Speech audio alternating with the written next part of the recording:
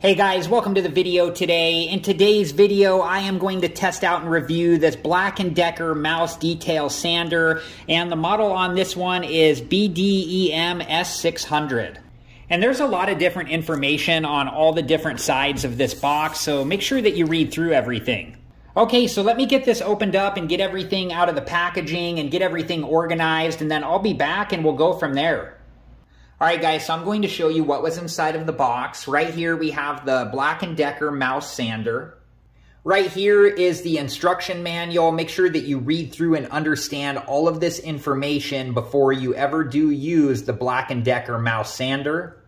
Alright, and then here are the different accessories, and they come inside this plastic bag here, and this plastic bag does have a warning on it, so make sure that you read, understand, and follow the warning information on this plastic bag. Okay, so here are the different accessories that were inside of the bag. We have two different sanding sheets here. This one is a 240 grit sanding sheet, and then this one here is a 120 grit sanding sheet. And then we have the detail finger attachment, and then right here we have the detail finger sanding sheet. And this one I'm not sure of what the grit is because it's not listed on the bag. And make sure that before you do use the Black & Decker mouse sander that you're wearing the proper safety equipment and take all safety precautions. Okay, so I'm about to install one of the sanding pads, but before I do, I wanted to let you know to hold on to these extra pieces from the sanding pads, and I'll show you why shortly. Okay, so I've removed both of these extra pieces from the sanding pad, and before we install the sanding pad, we need to make sure that the Black & Decker mouse sander is both off and unplugged. Okay, so I'm going to install the sanding pad, and you just want to make sure that all of the holes on the sanding pad match up with all of the holes on the sander. That's how the dust goes back into the dust collector here. So I'm just going to start at the back and, put this on here, lining everything up, and then just gently pushing this down in place. Okay, so as you use the sander, the front part of the sanding pad may get worn down. So what you could do is you could turn the sander off and then unplug the sander, and then you can remove the sanding pad, and this front piece here, you can use the other side, so you can take this out, turn it around and use this side, and that's also what these extra pieces are for. Okay, so next I'm going to install the detail finger attachment and sanding pad, but before we do, we need to make sure that the Black & Decker mouse is turned off and unplugged. Okay, so there is a screw right here that we need to take out, and I'm going to use a Phillips head screwdriver to do that, and then this piece will come off, and then I'll be back and we'll go from there. Okay, so I have the screw loosened all the way up, so I'll take that out now, and then this piece here just comes out like so. Okay, so now I'm going to install the detail finger attachment, and this just goes in here like so. And then once you have that in there, we're going to use the same screw, and I'll just tighten this all the way down, and then I'll be back and we'll go from there.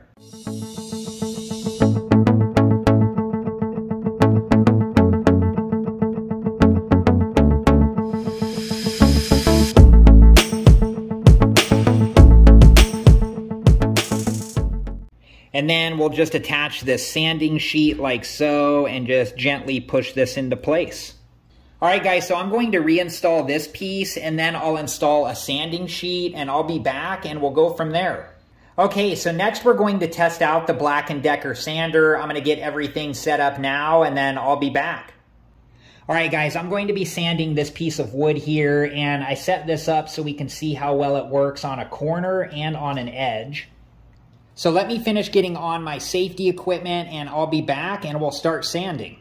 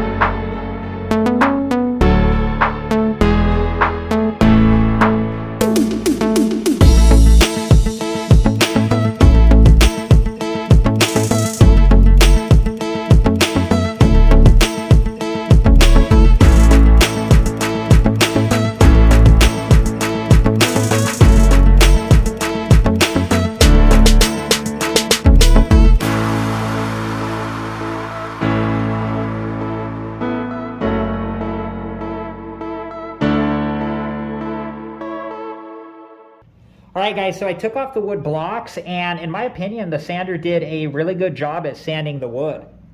And it did a pretty good job at sanding the edge and in the corner. I think that if I would have spent more time, I would have got a better result. But overall, I'm really happy with how this sander worked.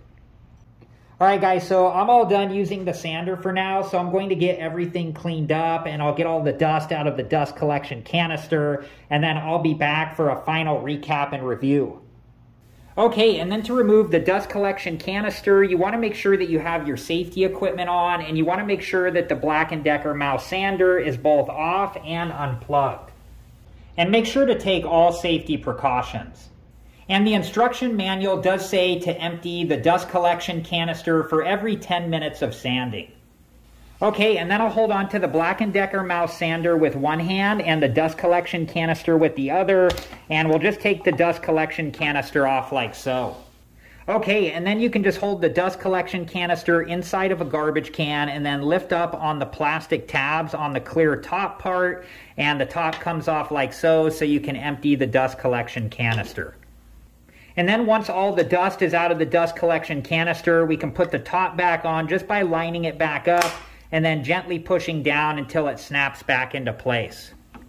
And then just make sure that the top is secured all the way into place. And then we can take the dust collection canister and put it back onto the Black & Decker mouse sander. And just make sure that the dust collection canister is secured all the way back into place. All right, guys, so here's my opinion on the Black & Decker mouse detail sander. I think that this is a great sander. I think that the sander was easy to hold on to while I was using it. I think that the sanding pads were easy to install, and I like the reversible tips. I think that the dust collection canister did a good job of collecting the dust. And although I didn't use the detail finger attachment, I hope to use it in a future video. And I think that this sander is going to be great for my arcade projects. And if you're interested in arcades, I will link some of my arcade playlists at the end of this video. And if you're interested in halftime, please check those playlists out. All right, guys, well, that was it for this video, and I hope it's been helpful, and thank you so much for watching. Please like, subscribe, and comment, and I hope to see you guys in the next video. Have a good one. Thank you guys for watching. Please like, subscribe, and comment, and if you have the time, check out these other great videos.